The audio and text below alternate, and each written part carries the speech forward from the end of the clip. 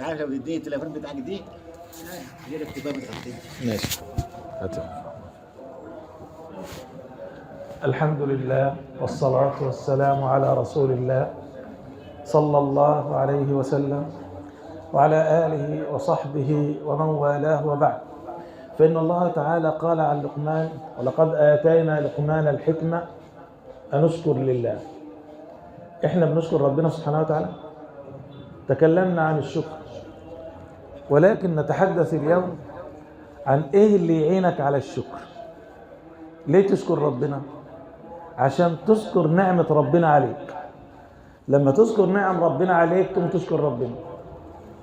انظر ماذا قال الحق تبارك وتعالى في قرآنه: يا أيها الناس اذكروا نعمة الله عليكم هل من خالق غير الله يرزقكم من السماء والأرض لا إله إلا هو فأنى تؤفكون. اللي خلق هو اللي بيرزق. اوعى تعتقد ان حد من البشر بيرزقك، لا.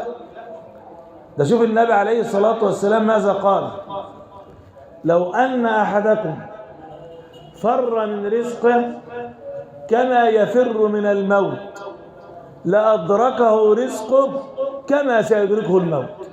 رزقك مقسوم، محدش ياخده منك أبدا. ده حاجة لازم تعتقد فيها. الحاجة التانية ان لما تبص لغيرك بص للي اقل منك. اوعى تبص للي فوق منك. هتبص للي فوق منك بص له في العباده، لكن ما تبصلوش في امور الدنيا.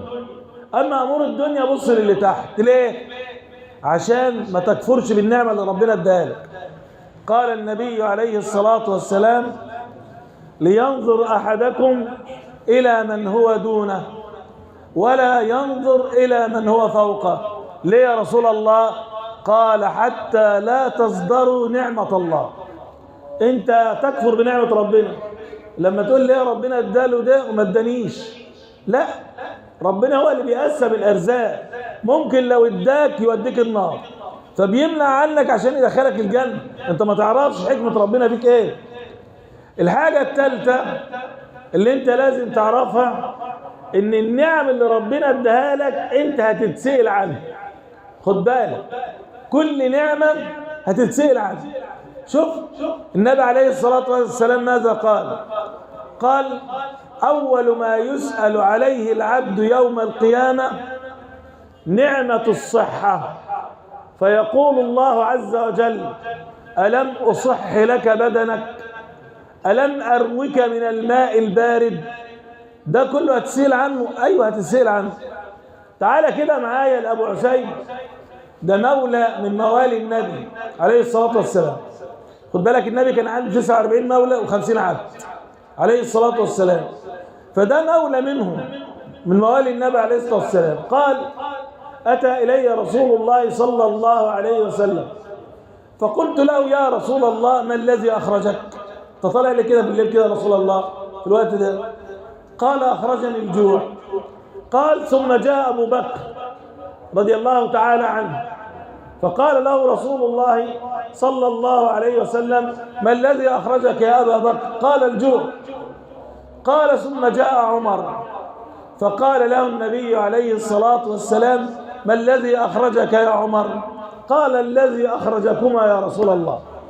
انتوا طبعا الجوع سيدنا أبو بكر والنبي عليه الصلاة والسلام. فذهب إلى حائط من حوائط الأنصار، يعني جنينة حديقة يعني. فصاحب الحديقة أتى بعسك بصر يعني إيه؟ يعني أول ما البلح بيطلع بيبقى طعمه مش حلو، لسه طالع يعني. فوضعه بين يدي النبي عليه الصلاة والسلام. سبحان الله. فالنبي كان منه سيدنا أبو بكر وسيدنا عمر. خلاص. ثم شرب الماء فقال النبي عليه الصلاة والسلام: لتسألن عن هذا يوم القيامة. الناس اللي بيبقى قدامها أصناف الأكل ومش حمد ربنا، تشكرش ربنا. شوف ده بصر يعني بلح لسه طعمه مش حلو. فقام عمر رضي الله تعالى عنه فأخذ العسك وضربه في الأرض حتى تناثر البصر قبل رسول الله صلى الله عليه وسلم. فقال: يا رسول الله أنسأل عن هذا يوم القيامة؟ ده ربنا يسألنا عليه. قال له نعم إلا من ثلاث. إيه هم الثلاث حاجات بقى؟ شو بقى اللي ربنا مش هيسألك عنه؟ قال خرقة يستر بها عورته. شوف دولاب الهدوم بتاعك عامل فين، شوف الملابس اللي عندك قد ايه. النبي بيقول لك خرقة يستر بها عورته، أو كسرة يسد بها جوعته. كسرة، طب تعالى النهارده تشوف المواد عامله ازاي، فطار وغدا وعشاء، مش كسرة. زي ما قال النبي عليه الصلاه والسلام الناس بتروح للدكاتره عشان التخسيس، الوزن زايد، وبروحوا من كتر الاكل يروحوا لدكاتره البطنه عشان يشوفوا لهم علاج. النبي بيقول كسرة تسد بها جوعتك، او جحر يقيك من الحر والقر، يعني حته اوضه صغيره تمنع عنك البرد وتمنع عنك الحر. غير كده هتسأل يوم القيامة. ربنا سبحانه وتعالى هيسألك ثم لتسألن يومئذ عن النعيم. وللحديث بقية. وصلى اللهم على نبينا محمد وعلى آله وصحبه وسلم.